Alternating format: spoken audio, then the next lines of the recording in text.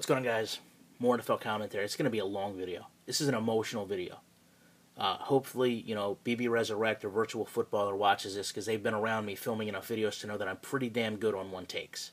It's probably my 20th take on this video because this is such an emotionally draining video for me. I want you to watch the whole thing because I think that your interpretation of my opinion in the beginning throughout my dialogue will change in the end.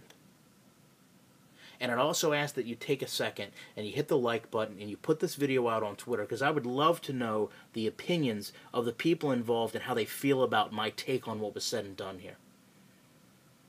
I'm going to start with a quote from ESPN First Take, Stephen A. Smith. You're essentially telling me that you believe that Johnny Manziel's an alcoholic and a liar. Is that correct? Skip Bayless, I do. Yes, I do. He has a problem. If you want to call him an alcoholic, I'll go that far.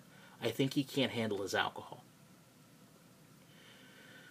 For Stephen A. Smith to insinuate, and then Skip Bayless to verify, that Johnny Manziel is an alcoholic is impeccably poor, irresponsible journalism. You know what? It's not even journalism. It's not being a reporter. Because a reporter would cite sources to prove facts. There's no place in sports for this. This is a gossip column that you're writing. And if you want to do that, you can work for a gossip column where they expect and welcome fabricated articles. You can't be this verbally reckless, as Skip Bayless was, and fall back on alcoholism being in your family so that you can see the traits and assess it for yourself. Having it in your family is all the more reason to not use that label. I've buried 2 family members from alcoholism. I've had people in my family who literally drank themselves into organ failure. They continued to drink through drinking-related medical conditions because they were addicted. They couldn't function without it, and no one was able to control it until they spent their final days hospitalized. I don't take the word lightly. I don't expect it to be used lightly because of the severity of emotions it brings for me and millions of other people. An alcoholic, to me, is a person who can't function without drinking. As many of you know, I'm an athlete myself on a microscopically smaller scale than an NFL quarterback. I spend 12 weekends a year on the road. And I can tell you, I couldn't be an alcoholic and a semi-professional athlete. I have roommates. I have responsibilities. My actions are monitored and checked by a sanctioning body. I work in front of thousands of fans, drivers, spectators, crew members, sponsors, media, you name it, that at any point can stop me. Whether it's a casual talk, a question, an autograph, I could not hide being an alcoholic in that environment.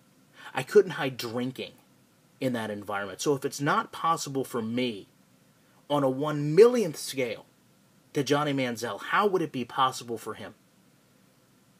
This is beyond saying something for shock value. It's beyond saying something to elicit a response.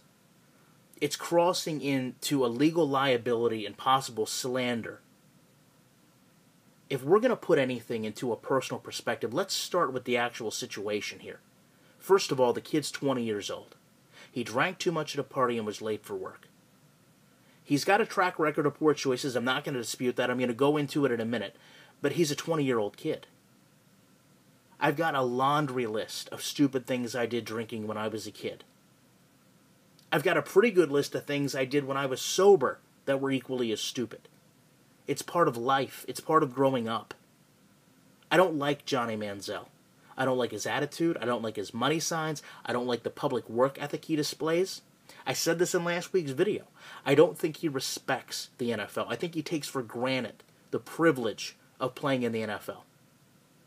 I don't think he gets it. That the NFL jersey is a dream for so many people that never comes true. And if you get the opportunity to play, that you respect it and you don't tarnish the task out of respect for those who didn't make it to where you are. Through his own personal devices, he has went from being a beloved figure, and I mean outside of football, a beloved figure, to a constantly ridiculed person.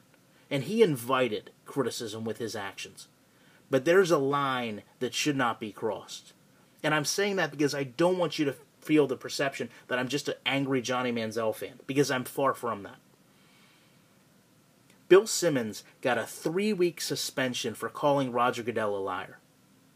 Now, I'm going to assume that Roger Goodell didn't personally intervene to override that. So I really want to know, what is Roger Goodell's response going to be when the same network labels one of his players an alcoholic? I'd love to know your opinions on that. I appreciate you guys checking out this video. I'll be back in the week with more content.